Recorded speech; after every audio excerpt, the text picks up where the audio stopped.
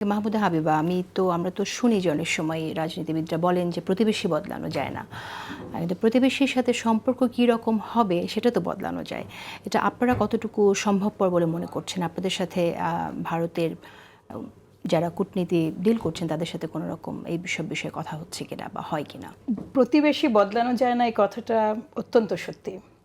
প্রতিবেশী বদলানো যায় না এটা যেমন সত্যি, তেমনি আমার ফরেন পলিসি কী হবে সেটা কিন্তু ডিফাইন করার দায়িত্বটা আমার। ফলে ওখানে আমার স্কোপ আছে কাজ করার, এবং প্রতিবেশীর সাথে কিন্তু অতিতিক্ত সম্পর্ক কিংবা যুদ্ধাবস্থাও কোনো কাম্য কিছু নয় কোনো দেশের জন্যই। কাজেই এই সম্পর্কটাকে স্বাভাবিক করে আনতে হবে। কিভাবে করা যাবে, প্রসেসটা কতখানি লেংদি, সেগুলো পরবর্তী বিষয়, কিন্তু সমমর্যাদার ভিত্তিতে আমাদের নিজস্ব সার্বভৌমত্ব এবং মর্যাদা অক্ষুণ্ণ রেখে যেটা বাংলাদেশের জনগণের চাওয়া, যেই চাওয়াটা বেসিক্যালি 5ই আগস্ট খুব স্পষ্ট হয়েছে সমগ্র দেশের মানুষের এক ধরনের কি বলবো, আসলে বাংলাদেশের মানুষ তো রিজেক্ট করেছিল এই দেশের মাফিয়া সরকারকে।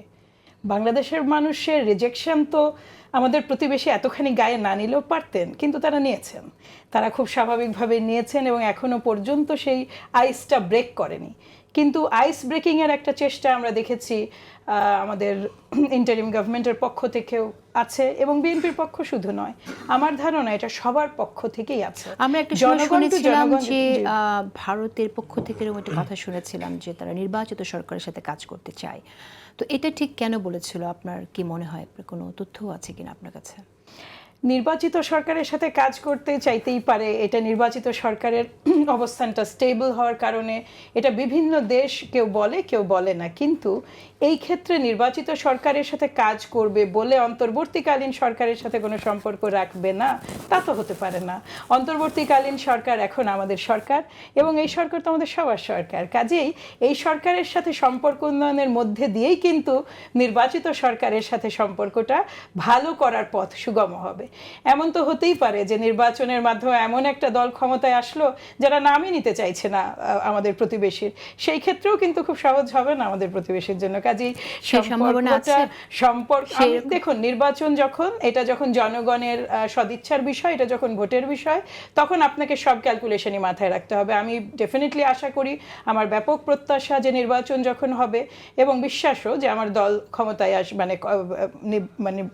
ভোট পেয়ে রাষ্ট্র পরিচালনার দায়িত্ব গ্রহণ করতে পারবে। কিন্তু অ্যাট দ্য সেম টাইম এটাও তো বলা যেতে পারে যে বাকি সব দলও তো একইভাবেই ভাবছে।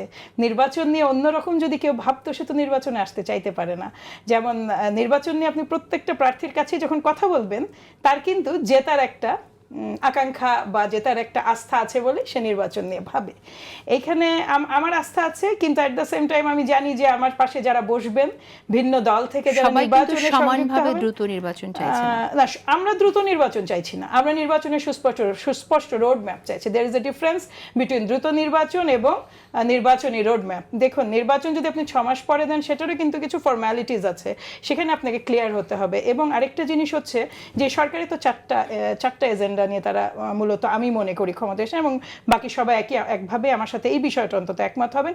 প্রথমত হচ্ছে আহতদের সুচিকিৎসা, নিহতদের ব্যবস্থা এবং আওয়ামী লীগের বিচার। তৃতীয়ত হচ্ছে সংস্কার, এবং চতুর্থত নির্বাচন। দেখুন, কোনোটাই তো সাংঘর্ষিক নয়। কিভাবে বাংলাদেশে একটা রাষ্ট্র পরিচালনা একটা বিশাল ব্যাপার, সেখানে আপনার আহতদের যথাযথ চিকিৎসা প্রদান, নিহতদের পরিবারের যে পুনর্বাসন, এবং আওয়ামী লীগের বিচার, সংস্কার, নির্বাচন, এইগুলোর মধ্যে আসলে সাংঘর্ষিক কিভাবে হচ্ছে আমি তো বুঝতে পারছি না। প্রতিটা ডিপার্টমেন্টের কাজই তো ভিন্ন। প্রথম দিকে সংস্কারের প্রস্তাবনা চাওয়া হয়েছে, 6টা কমিশন সেটা দিয়েছে, সেইটা নিয়ে এই কাজগুলো মোটামুটি গতিতে এগিয়েছে। এগোয়নি কিছু, একেবারেই জানেন জেসেন, সেটা হচ্ছে বিচারের বিষয়টা একেবারে এগোয়নি, স্থবির। এবং এটাই সরকারের দায়িত্ব, এটা কোনো পলিটিক্যাল পার্টির ঘাড়ে ঠেলে দেওয়ার বিষয় নয়।